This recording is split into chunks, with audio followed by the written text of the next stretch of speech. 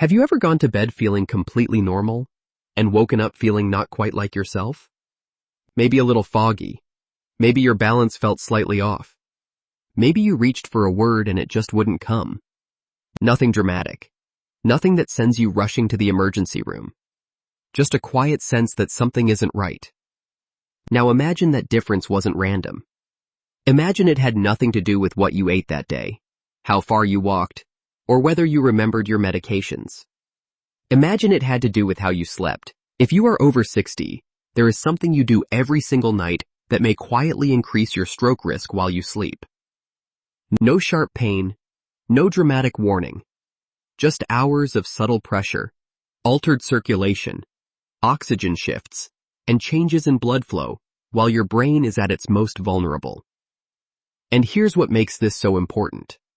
Most wake-up strokes happen in the early morning hours, often between 3 a.m. and 7 a.m.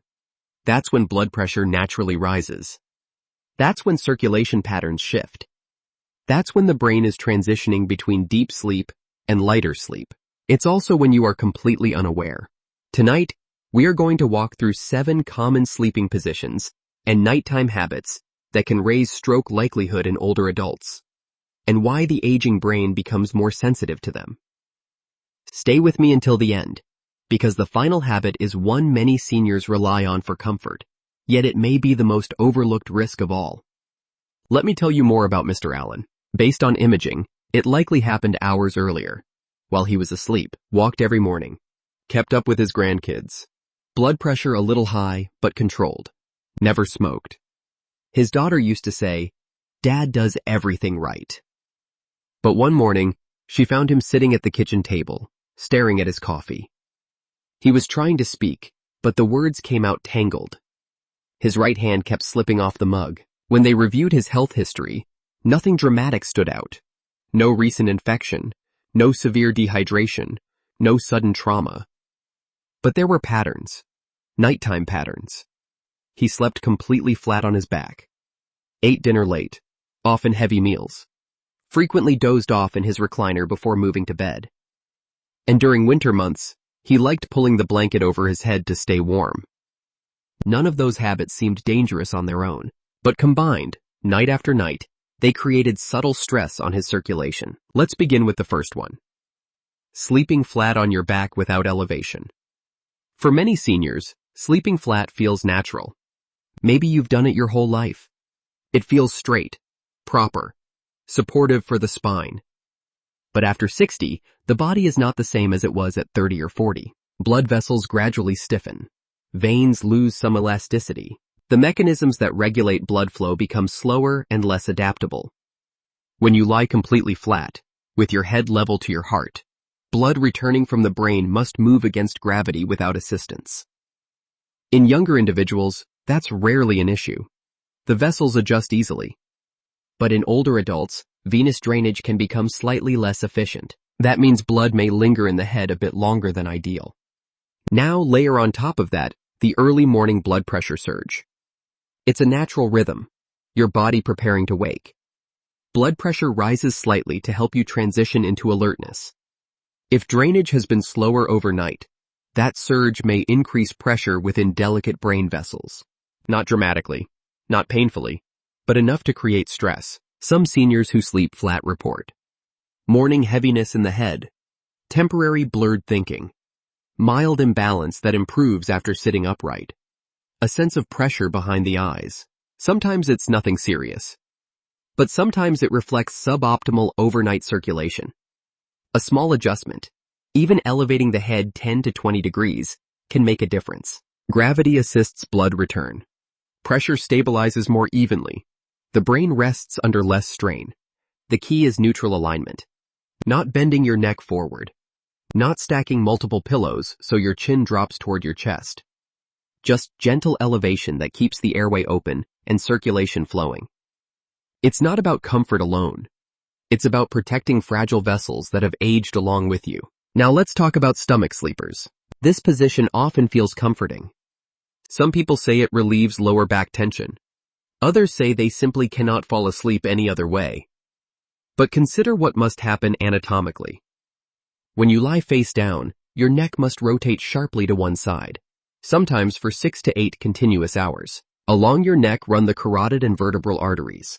These vessels supply blood to critical areas of the brain, including those that control balance, coordination, and vision. In youth, arteries are flexible. Temporary compression is usually tolerated. But after 60, arteries may already have mild narrowing from aging or plaque buildup. Even subtle compression from prolonged rotation can reduce flow efficiency. It doesn't cut off circulation completely. That would wake you immediately. Instead, it may slightly reduce oxygen delivery, slightly increase turbulence within vessels, slightly alter blood pressure dynamics overnight. Those small stresses repeated over years can add up. Some stomach sleepers notice neck stiffness each morning, occasional dizziness upon standing, mild visual disturbance that resolves quickly, tingling in one arm. These symptoms are often dismissed as musculoskeletal issues, but sometimes they are vascular clues. Transitioning away from full stomach sleeping can be gradual. Start by placing a pillow along one side to encourage a semi-side position. Keep the head aligned rather than sharply twisted. The goal is not perfection. It's reducing prolonged vessel compression. Sleeping with covers over your head. This one surprises many people because it feels harmless. Maybe you pull the blanket over your head for warmth. Maybe for quiet. Maybe for a sense of security. But when your head is enclosed, you begin rebreathing exhaled air. Oxygen levels slowly decrease. Carbon dioxide slowly increases. You may not notice it consciously, but during deep sleep, your brain requires steady oxygen to maintain stable circulation and electrical activity. Even mild reductions sustained for hours can influence blood viscosity and vascular tone. After 60, lung elasticity decreases. Oxygen exchange efficiency drops. Blood may be slightly thicker due to hydration changes. The brain becomes more sensitive to oxygen fluctuations. Reduced airflow combined with age-related changes can create subtle nighttime hypoxia, lower oxygen levels than ideal. Some signs may include morning headaches, unusual grogginess, dry mouth, a sense of unrestful sleep. Additionally, the brain clears metabolic waste during sleep through a specialized circulation system. That process depends on healthy blood flow and oxygenation. Fresh air matters. If warmth is the issue, adjust room temperature. Use breathable materials. Consider a sleep mask for darkness rather than covering your airway. Your brain does essential repair work at night. Give it the oxygen it needs. Many seniors with reflux, joint pain, or breathing difficulty find comfort in a recliner. It feels supportive. But sleeping upright night after night changes circulation dynamics. When seated, gravity pulls blood toward the lower extremities. In older adults, slower venous return increases the risk of pooling. Prolonged pooling can increase the chance of clot formation in the legs. In addition, upright posture alters how blood pressure regulates during deep sleep. Instead of gently dipping and stabilizing, pressure may fluctuate unpredictably. Short naps are not usually the issue. The concern is chronic overnight use. If elevation is necessary, adjustable beds or wedge pillows that maintain smoother alignment are generally safer than sharp bending at the waist. Sleeping on one side with the arm tucked under. This cozy position can compress vessels and nerves that run from the shoulder to the neck. Sustained compression for hours may slow blood returning from the brain. In younger adults, recovery is quick. In older adults, vessel elasticity is reduced. Flow may not rebound as easily. If you wake with numbness, tingling, or temporary weakness, repositioning your arms forward with pillow support can reduce compression. Restless sleep and frequent tossing. Frequent abrupt position changes create repeated fluctuations in blood pressure and cerebral blood flow. In stiffer vessels, those fluctuations can be less stable. Instead of a calm, restorative pattern, circulation becomes erratic. Restlessness can signal discomfort, poor positioning, dehydration, or even undiagnosed sleep apnea. Improving sleep stability supports vascular stability. Going to bed. Immediately after a heavy meal or alcohol. Digestion draws blood toward the digestive system.